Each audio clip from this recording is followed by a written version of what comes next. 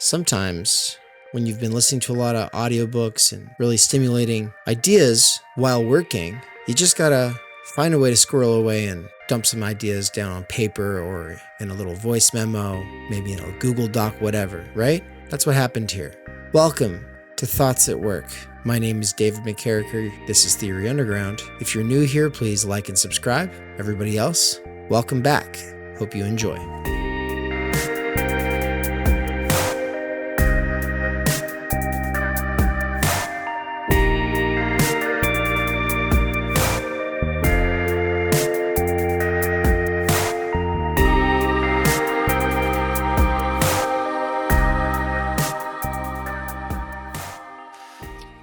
I want to write about the differences between postmodernism, and postmodernism. Three different ways of using the exact same word, which is to say, three different signifieds for the same signifier. This word has done a lot of damage, but in a sort of sense, it's not done enough. Perhaps with this being the second decade of the mainstream smartphone, postmodernity is only just now getting underway. I have friends, fellow travelers, colleagues, and students who all will use this term in different ways and with strong feelings. That is because, in part, and probably for the most part, Jordan Peterson popularized it as the catch-all for everything obnoxious and backwards that is popular in leftist academia and activism. Now, I have very complicated feelings about Jordan Peterson, as I think many of us do. Though, of course, there are many more people who have a lot less complicated and much more simplistic feelings about him. Those are the people who either love him or hate him, and do so without much critical reflection. I have always felt the need to think deeply with him ever since I first looked into his influence through the Maps of Meaning course he made freely available back in his professor days. Of course, it was his courageous stance on Bill C-16 when things really took off, and for anyone who had been politically active during those days, that was a crucial moment that exposed how far gone the activist culture and its subservience to the institutions had become. It became clear early on that Peterson was not going to go away, and that many things he was getting at are both important and found totally lacking in popular culture. Peterson's popularity and consequential popularization of the postmodernism is bad meme are intimately related to my own first big breakout into the memosphere. It was because I thought Peterson important that, in 2018, I sought to stage a debate between Peterson and a real Marxist. And I did this while wearing a dress and identifying as a postmodern, neo-Marxist feminist. I just wish that he would engage with the people that he spends so much time writing off, the scary postmodern feminist neo-Marxist, where he's basically taken everything he doesn't like in the world and put it all together and then said, it's them, right? Well, NSP is the postmodern feminist neo-Marxist here at Boise State. And when we emailed... Not only did I identify as the very boogeyman that Jordan Peterson has spent so much time critiquing, but I did so in the context of having organized an event that was supposed to highlight the way that Peterson had canceled a debate with Doug Lane before going on the Joe Rogan Experience to say that Marxists would not debate him. Highlighting this and making it a viral meme is likely why the Peterson-Žižek debate happened in the first place. Because, as was planned at the time, it put a tremendous pressure on Peterson to have a conversation with a Marxist. It's just too bad he had a conversation with Žižek as opposed to the guys I was trying to get him to debate at the time, who was first of all Doug Lane and then later on Richard Wolff. In retrospect, I think there could have been a better debate between Peterson and, say, David Harvey or even someone more orthodox like Alan Woods. Either one of them would have been better than Žižek, who said in the debate that he himself was more of a Hegelian than an actual Marxist. I define myself more as a Hegelian. Nevertheless, I think it was a fruitful conversation that brought Žižek to the awareness of a lot of people getting into philosophy through Peterson's work. as well as bringing Peterson to a lot of people who otherwise would have stayed in the la land of a Lacanian analysis removed from the broader culture. This is a bit of a digression, but please allow me to linger on it for one more moment. Lacanian and Jungian psychoanalysis was the missed opportunity of what could have been a much more fruitful debate than what actually transpired. But the reason I want to come back to the Žižek and Peterson debate is not simply to say that I helped make that happen or whatever. What I was really getting at is that at the time that I did help signal boost and make viral the fact that Peterson had not debated and had in fact canceled on a Marxist, I was wearing a dress, had lipstick on my lips, and a bow in my hair. These were my early days of gender experimentation, which I considered to be a form of culture jamming. It was a part of messing with the spectacle, but also at the time that I was identifying as a postmodern neo-Marxist feminist, I really was, and in good faith, attempting to sublate those tendencies that in their vulgar form are a viral contagion within leftist, activist, and academic spaces. What I understand to sublate something to mean is basically to own it inside out so that it can be overcome while at the same time, in some way or in some sense, preserved. I've always found this aspect of what gets called dialectics admirable. I'm not saying that I was super self-conscious about this as a work of sublation, and retroactively, I have a lot more I can say about my genderqueer days, but it's important for getting at what I mean by postmodernism. You see, when I use the term, I am always using it contextually. I use it in a negative sense, I use it in a noble sense, and I use it in a plainly neutral sense. And wherever you have seen me use the term, you just need to remember that there are multiple signifieds for this signifier, and the one that I am pointing to is always context dependent.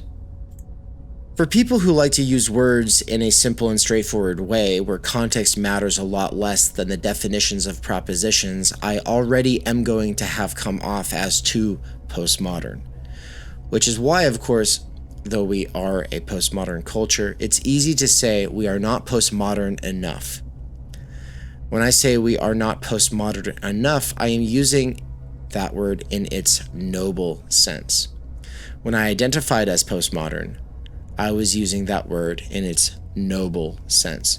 But when I said that we are in a postmodern culture, what I am saying is postmodern in its neutral sense. The neutral sense of the term postmodern is simply to say we are today fragmented and fractured, split and torn asunder. There is no center to the superstructure, and our base is not so easily understood as in the early days of industrial capitalism. Postmodern culture, in the neutral descriptive sense, is simply pointing to the fact that there is a meaning crisis. It's an analytic term to describe the state of affairs, which on the one side of the culture war is typically addressed in somewhat liberal or leftist, progressive, culturally constructivist, and relativistic ways. The sort of you do you, and there's really no absolute truth, and skepticism reigns supreme. Sometimes it goes with the data and the facts, and other times it's a little ooey-wooey, New Age mysticism mixed in. That is then opposed to, on the other side, a fundamentalist, absolutist, interpretive approach that likes to forget it is interpreting and rather makes extreme propositional assertions that are definitive, black and white, and all-encompassing about the state of nature, reality, and the good. I consider both relativism and absolutism, in the sense that I have just laid out, to be symptoms of a postmodern culture, which is itself symptomatic of a certain political, historical, economic, and material set of conditions, in which, as Lyotard said, we have incredulity towards meta-narratives.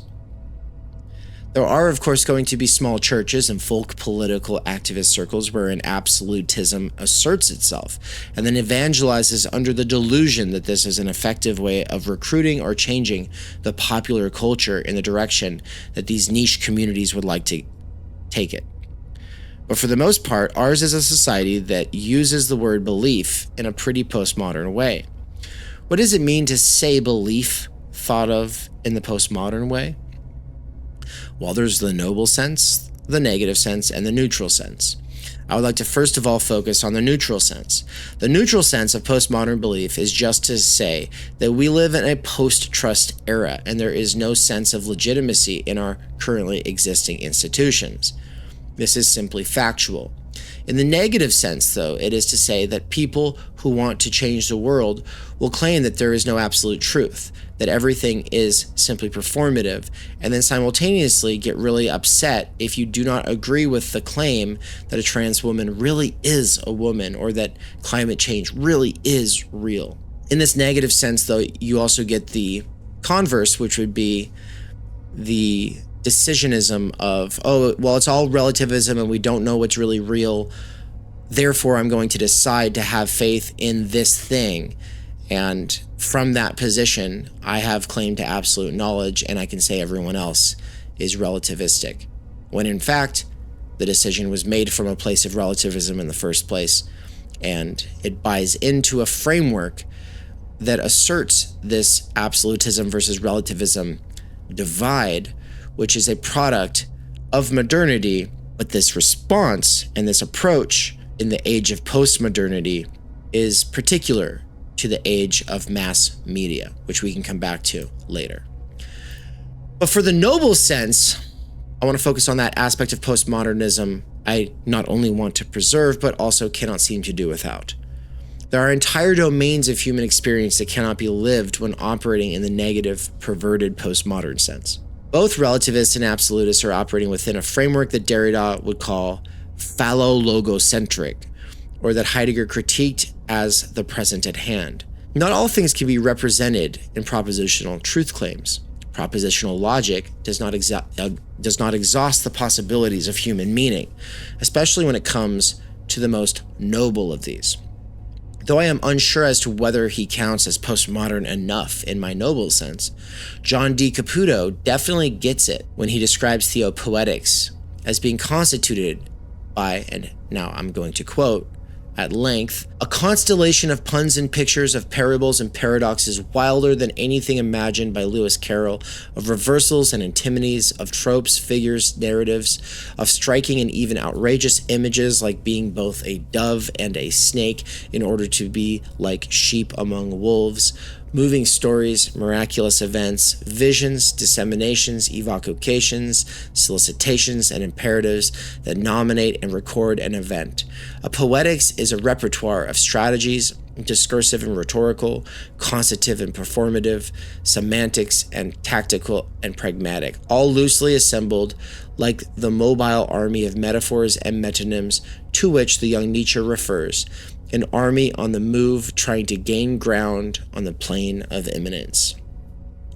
Once you realize that the most important aspects of human life and meaning are theopoetic in the way Caputo describes Scripture, we find a strange opportunity to bring together the postmodernist and radical theologian, John D. Caputo, with an orthodox polemicist like G.K. Chesterton, for whom poetry is to be lived by the many, not just written by the few. As he says in Heretics, ascetics who don't understand the first thing about human happiness cannot construct worldviews, practices, or traditions the regular people can get excited about or find truly joyous. This is Pride Month, and so I think there will be those who say, well, actually progressives have done a great job. Pride is very joyous. But unlike Christmas, which is one of the stunning achievements of Christianity's sublation of a pagan holiday, progressive Americanism has done an abysmal job of constructing something that truly unites, a festive event that truly brings together and unites people across political and religious divides. To say that American culture is not postmodern enough is to say that the absolutists could be more self-conscious about the fact that they are performatively embracing decisionism, whereas relativists could be more aware that true cultural plurality can only flourish, much less nourish, human culture and souls when it is grounded in human practice, not just words, and that those practices have to be ones that work for people who aren't progressive intellectuals. have to work for people who are going to want to be parents someday. We'll have to work for people who are not just going through a phase at the university. I was just going through a phase at the university, one could say, when I was wearing a dress, lipstick, and bow in my hair. Sure, I had noble reasons for trying to do what I was doing, but I also was not postmodern enough, if we want to think about reflexive contextualization. Another way of saying this is that I was not socioanalytic enough. Hell, even just a little psychoanalysis would have been enough for me to realize that there was nothing more phallic than my genderqueer performance. It was an extremely masculine way of transgressing what I took to be masculine norms. But also, I was, as a self-conscious dirtbag leftist, attempting to culture jam. I wasn't telling Jordan Peterson he needed to respect my pronouns. I was saying we, on the left at the time, needed freedom of speech and disagreement and opportunities for people like Jordan Peterson to have conversations with people who might be Marxists or postmodernists. But to say I was not socioanalytic enough is to say that I was not thinking about how I was at that moment navigating multiple fields: the field of academia, the field of leftist activism, and the field of the attention economy. All three of these fields blend in interesting ways that produce a lot of the symptomatic effects of what gets called the culture war today. The ways that we pick up and reify that culture war today has a lot to do with how the duopoly gets reproduced and legitimated. Lesser evilist or pushing your side further left or right types of Overton window manipulating culture jams are fun, were frustrating, and potentially fruitful in limited cases. But I don't think either side has ever truly been postmodern enough, which would require thinking this word in all three of its senses, doing a field analysis of the kinds of symbolic, social, and cultural capital that are at stake, and the ways that these have a gravitational pull or pulsion on and within every agent or actor that traverses any one of these fields. What I'm getting at is that a field is structured by stakes that form around respect and prestige that can be won or lost. For those, especially going through the university system, where upward mobility and the professional managerial class are important, your conscious ways of making sense for why you do what you do not exhaust the possibilities for what is motivating the formation of your habitus. I'll put that even simpler. You might have one explanation for why you're doing what you're doing, but in reality, there's some kind of clout to be gained. And there's always the unconscious of the field that you are in. Anyone who thinks that they understand their motivations using the tools of psychoanalysis without thinking about the unconscious of the field itself are kind of missing the point. I could say a lot more about socioanalysis, but I have done so elsewhere. And so for now, I'll simply say I use postmodernism to signify everything I hate about our culture today. I use the term postmodernism to refer to a situation that we need to be realists about, which has positives and negatives. And this is just our culture today. And I also use the term in its noble sense, which is to say, we are those beings who interpret. We do not have access to the things themselves. Though we are not strictly limited to language, we are limited by language, and how we use it is important, though simply policing or changing it is highly unlikely to bring any positive or long-lasting change. For those of us who care about large-scale structural change, we're going to have to get a little bit more nuanced. And if we can't even come up with a holiday that does not bring extreme division, then I don't think we have any right to judge, much less deconstruct and throw out, those traditions handed down to us that have worked so well. If I had to choose between Christmas and Pride, I would take the side of Christmas any day, especially considering the fact that Pride is, today, sadly, not a symbol of liberation from identity or restrictive belief, but has instead become itself one of the main domains within which, as a movement, evangelical, fundamentalist, absolutist, constitutive, proposition-based truth claims are being made, where we are expected to go along with leaps of logic that lack any serious basis in evidence, common sense, or tradition. And we're supposed to do so because we're supposed to be centering those who, when well-meaning, would really just like to be left alone.